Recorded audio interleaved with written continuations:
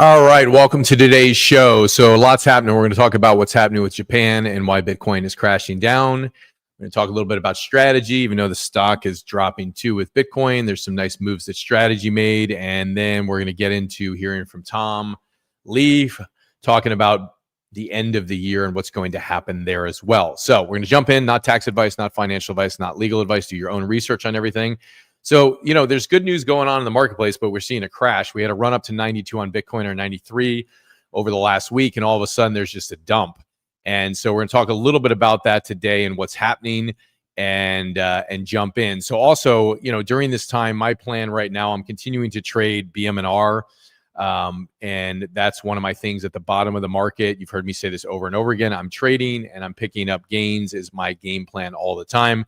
I'm also going to get back into trading MSTR in December, and I'm going to take advantage of just doing something about it while it's low. That's why I like to trade, because I can be cause over my investments. So even when they're low, I can pick up shares at the bottom. If you want to take a look here, here's some different results from our community of, let's see if this is showing on the screen for you. Let me pop it here. All right, well, this is not showing on the screen, so this is a little bit of a flunk. But any case, our community, we got lots of people who are trading on a daily basis. And so if you look down below, like Sam here, he said, good week, I'm up 16% in paper trading.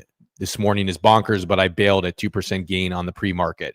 So this was last week when he was doing trading, and he's winning. So we have brand new people who are trading the community. If one's going to trade, we have them trade with fake money first, so they can get their stats up and start winning. And then we have them trade with real money. So for example, Brooks is another one of our success stories. He was starting to trade with some fake money. And then last week he traded with real money, and he made an 8% gain in a week through trading. So at the bottom of the market, picking up shares is extremely powerful because you can still win the game.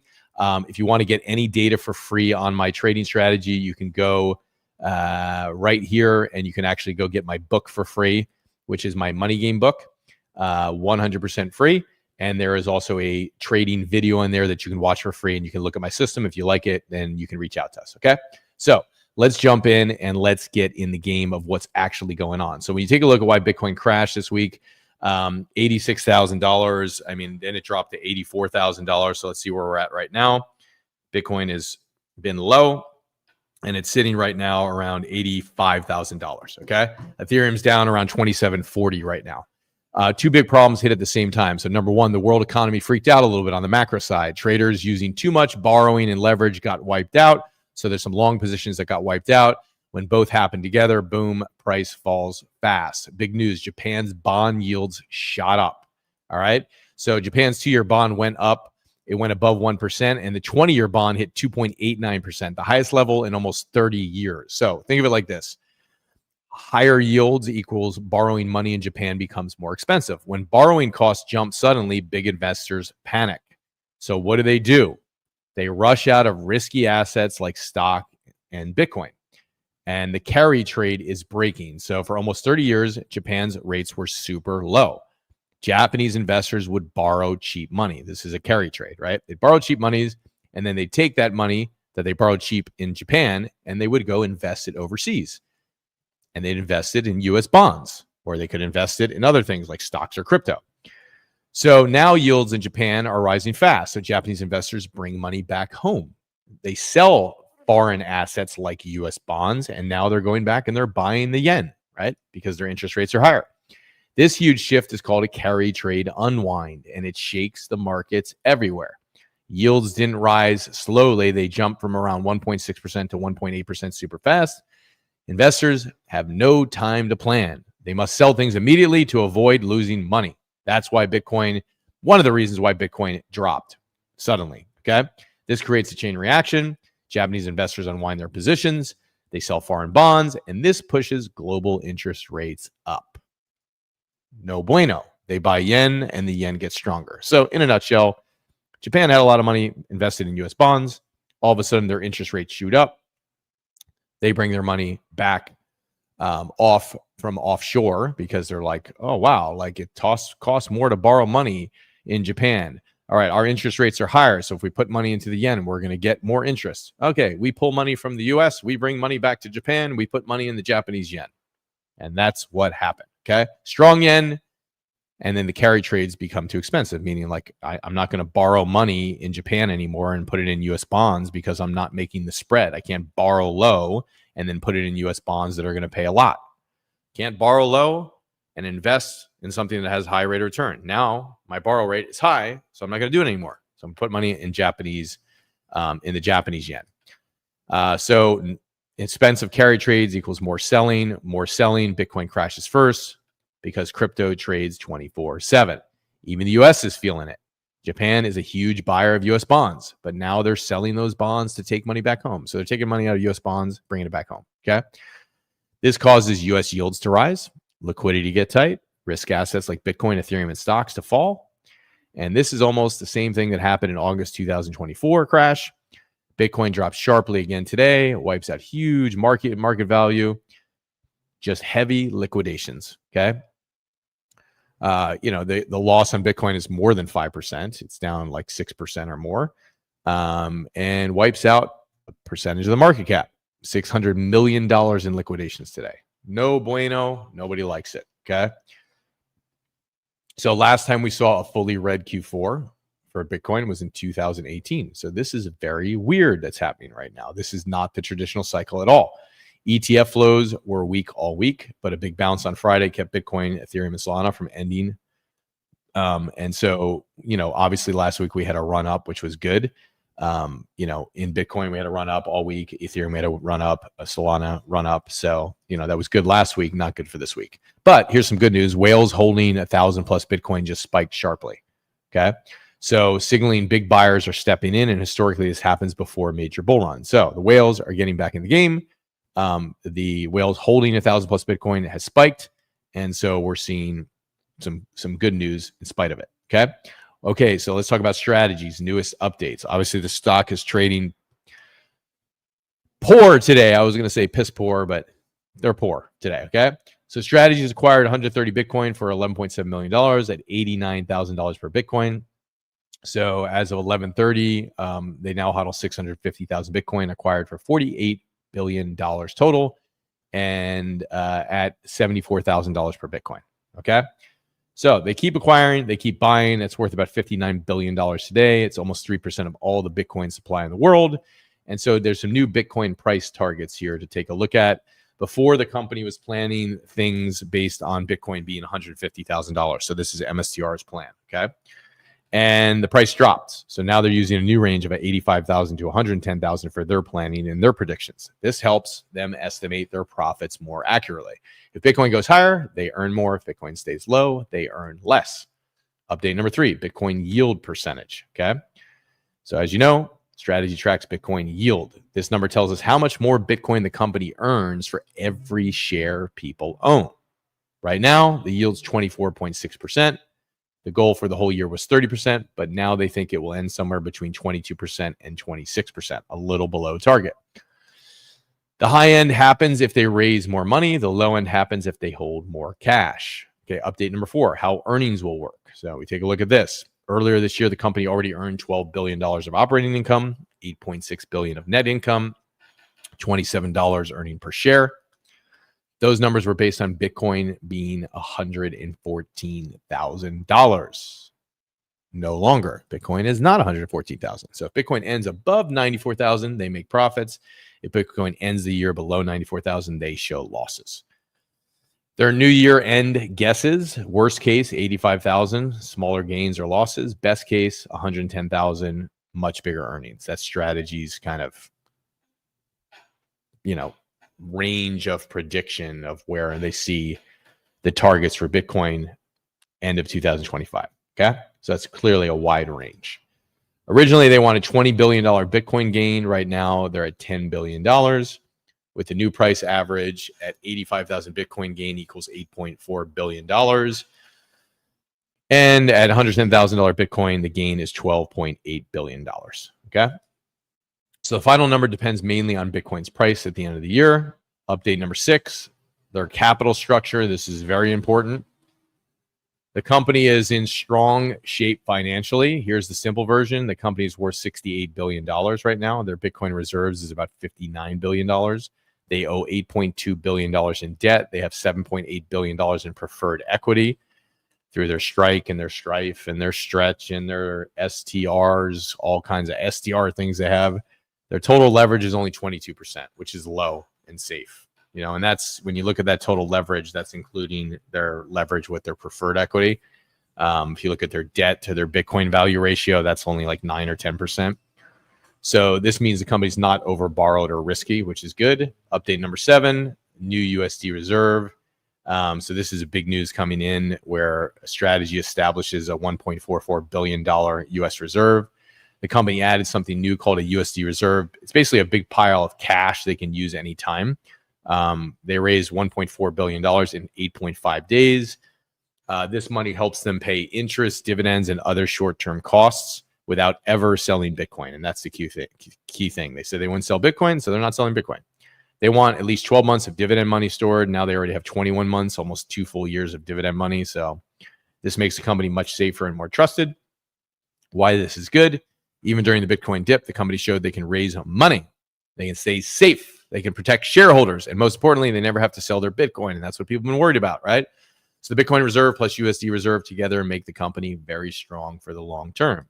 I get it. In the short term, it looks just, it is, nobody expected strategy to be down at 158 in December of 2025. If you had talked about one person who predicted this, I'd like to know who this person is. Okay.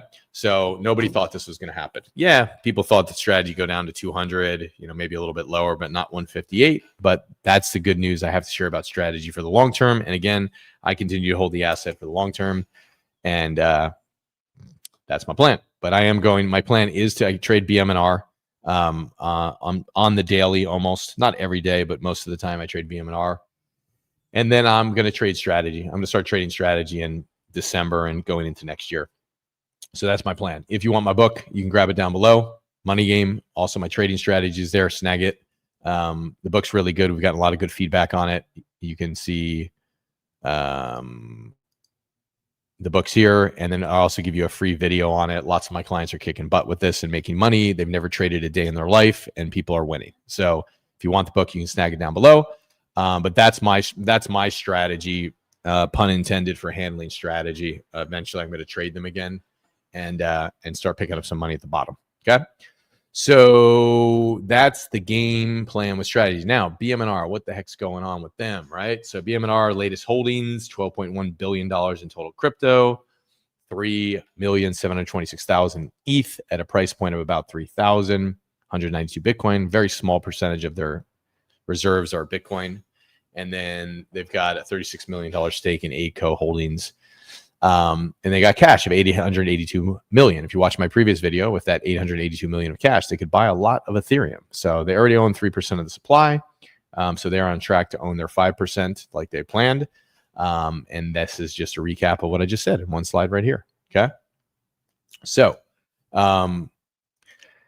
there you go. If you look at their week by week buys, they've been buying a lot since 10/6. You know, here's the week by week buys. They've been buying before that, but you know, 179,000 ETH, 202,000 ETH, 203,000 ETH, 77,000 ETH. Recently, today, 96,000 ETH tokens announced. So they keep buying. So MSTR and BMNR keep buying long term. I think these are winners, not financial advice, but that's why I continue to hold on to them. Okay, Bitcoin's traded a lot, second largest crypto in the world. Their BMNR ranked number 39 by 5 day average daily trading volume. I mean, that's why I trade it. I mean, this is the thing. It's got lots of volatility. It's great to trade. With BMNR, it has not been hard for me to pick up, 4% on BMNR weekly on trading it. On average, I've had weeks where I've lost, but also picking up, more shares on BMNR is not hard. I've got people in my community that are doing it. And so it's just something that's fun to trade and pick up more shares. And for me, I hold it for the long term. There you go. Okay. BMNR is being traded a lot every day. Last 5 days, $1.7 billion of trading each day. Okay. Think about that. Number 39 out of all US stocks. They're not even that big of a company, and they're one of the most highly traded. And then look at this, BMNR and MSTR, like 90% of DAT trading volume. And, which means digital asset treasuries. It means companies that hold, crypto in their treasury. 64% traded on MSTR, and BMNR is 28% of the trading volume. Okay. I used to trade at MSTR. I'm going to get back into doing it. So there you have it. That's the weather and the sports, my friends. Hang tight. We're back down to the 84,000 range. It's like wiped out a little bit today. Hugely, massive dump from 92,000 to 85,000 or so approximately. But at the end of the day, we're in a whole new world right now. A whole new money, whole new world right now. And it's just an institutional world, and there's all kinds of manipulation, and there's all kinds of stuff going on, and people continue to bet long on Bitcoin, and then these long positions are getting wiped out. So who knows if it's just market makers hunting the liquidity and wiping it out. But we do know that the thing going on with Japan definitely has some effect on the macro markets. Quantitative tightening. This is the month for it, for quantitative tightening to stop. The last interest rate cut possibility that I saw, we were like in the 70% percentile of a likelihood of interest rate cuts. I'll have to look at the polls newly today. But let's see what happens in December. I'm holding strong, just like you. Let's hear what Tom Lee has to say. We got a decline, sorry. Maybe because the Bank of Japan looks hawkish. But I don't think the 4-year cycle, I don't think the Bitcoin high is in place. But you're right. We were too optimistic about this happening by December. But I do think Bitcoin can make an all-time high by the end of January. So I don't think we should think the highs are in place for Bitcoin or Ethereum or crypto. So a lot of it's going to depend on equities recovering, which we expect it to. And that helps the animal spirits. And I think a new Fed chair will help. And we have, as Becky said, when people got worried about a hawkish Fed, that kind of hurts the discount models, the discounted cash flow models like AI models, but it hurts crypto models too. So if we have a dovish Fed, that's really a tailwind. Okay, so there you have it. Let's see what happens. We're in a new space that everybody's unfamiliar with. Tom Lee had predictions. We all thought things were going to happen. They didn't happen. So we're in a new space. And this is a reset to see what's going to happen in 2026 and see how we end 2025. So hang tight. The only thing that, the only thing that I'm doing right now is holding on and continuing to trade on a daily basis. And I think that's something that everybody should learn, a little bit of technical analysis. It's great to hold for the long term and be like, hey, I'm happy to hold for 4 or 5 years. But for me, I like to pick up more shares of the assets that I believe in. I still do believe heavily in MSTR and BMNR over the long run. My time horizon is not taking profits this year because there's not profits to take. And my time horizon is just holding these two assets for the long term and holding Bitcoin for the long term. And if you'd like to pick up my trading strategy, you can get it down below, right down below the video. You can get my book. I wrote this book a while ago. It's a really good book. It really maps out the entire financial system. If you want to understand traditional assets, if you want to understand the Fed, if you want to understand how banks work, if you want to understand 401k plans, and then you want to understand MSTR, BMNR, Ethereum, Bitcoin, you should get the book. It's totally free. And then if you have interest in trading, I still think everybody should have some idea of how to trade or at least understand some technical analysis. Like BMNR, I'm looking at the 2-hour charts now and just taking a look. And the 2-hour charts have been really accurate on like where it's going next. So even if you don't trade, it's just like good to know and just have some prediction of what's happening based on the technical analysis because it's pretty accurate. And then for people who want to trade on a daily basis, you can go watch my video down below. Click the link. You'll get a free video on it and show you how we're doing it. And to me, it's just a way to be cause in the market when the market's not doing anything for you. It's just sitting there and there's just fear in the market. And so I like to be cause. And even if there's fear, I'm like, I'm going to do something about it and pick up shares when it's low. Sure, I'm going to wait for it to come back, but I'd rather trade and pick up some shares and then be in a stronger position long term. So hope this serves you. We'll see what's going to happen in December, and I'll just keep updating you on the news that I got. And you can make the best decisions possible for you and your family. And hope this serves you, and hope you have a great rest of the day. Stay well, and have a great week.